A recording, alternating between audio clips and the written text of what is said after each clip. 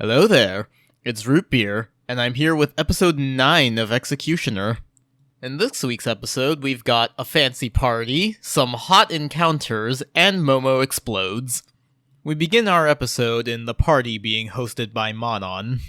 Akari is running around being a goof like she always is, introducing herself as a priestess because she was given the robes to be able to attend the party. And of course, Menno is exasperated by her behavior. I will note that I think this is the first time any of the more harsh insults Menno uses in the novels has translated to the anime.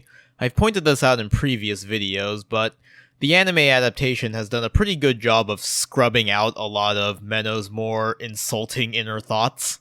I think the anime has done a good enough job of establishing their relationship that it can get away with some of these now, though I hope it's not a regular thing in the future, especially if there's a season 2. But that's all small beans. The real meat of this episode is the two big encounters that we have in the middle of it. The first is that Menno has an encounter with Ashna as she sneaks away from the party to investigate Manon. The two quickly come to blows because Menno doesn't want to reveal her face, and Ashna has a tendency to think with her sword first. And thankfully, we managed to find last week's missing budget, so the fight actually looks good. In past episodes, the fights felt kinda stiff and clunky. They always felt more like two people hitting at each other rather than having a fight. Thankfully, Executioner has stepped its game up in the last couple of episodes. Fights feel a lot more fluid and dynamic now. There's a lot more movement, and the attacks feel like they have weight behind them now. Also, for this specific fight, I just appreciate the clever battle tactics. Menno doesn't have her scripture with her in this fight, so she doesn't have access to any of her big spells like the bell. But she's able to do a lot with the little that she has, using the gale and thread to control her knife, using her bubbles as a distraction, and using camouflage to score the decisive blow. It's all very smart, and I appreciate that. While that fight is happening, we also have another confrontation between Akari and Manon back at the party. Seeing the commotion caused by Menou and Ashna, Akari's memories unlock themselves, and it appears that things have gone a little off script. We learned that, for future Akari, none of the events of the last few episodes have ever happened before. We already had a small hint of this with the strange light inside Pandemonium, but this now confirms that things have gotten just a little bit out of hand. I think this is a good direction for the story to take. While the initial reveal was very big when it first happened, I think if things kept progressing the way they did with Orwell, where Akari just knew what was happening and could solve the problem, then the story loses all sense of tension really quickly.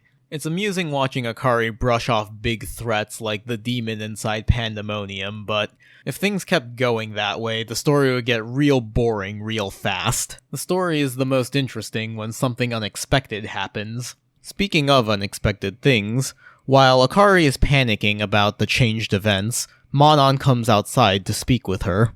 Their encounter is brief, but it tells us a lot about both characters. We learn that Manon's mother had black hair just like Akari, and that she knows that Akari is from another world. She questions Akari about Japan, to which Akari responds that she doesn't remember. She has apparently used her powers so often that she's already lost all memory of her past life. We also learn that Manon is apparently envious of Akari's power, wanting the ability to change the world herself.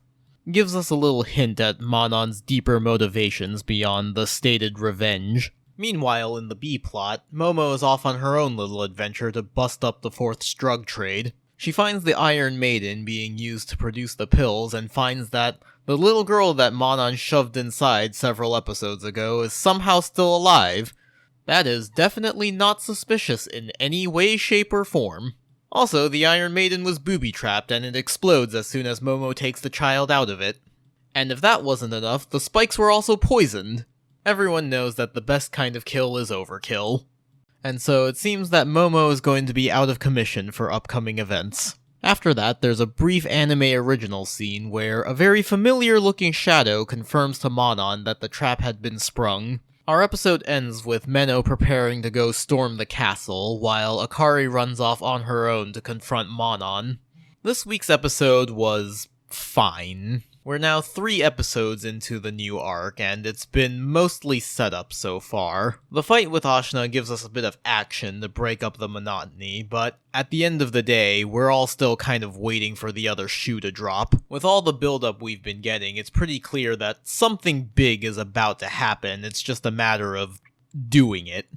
Thankfully, all of our pieces are now firmly in place, so we should be heading towards a big climax starting next week. Speaking of, next episode, we should be getting Monon's backstory as well as the fight between her and Menno based on the preview. As I said before, Monon is my favorite character, so I hope everyone else finds her as interesting as I do once all of the cards are on the table. But for now, that's going to be it for this video. As always, if you like the video, then please offer tribute to the almighty algorithm.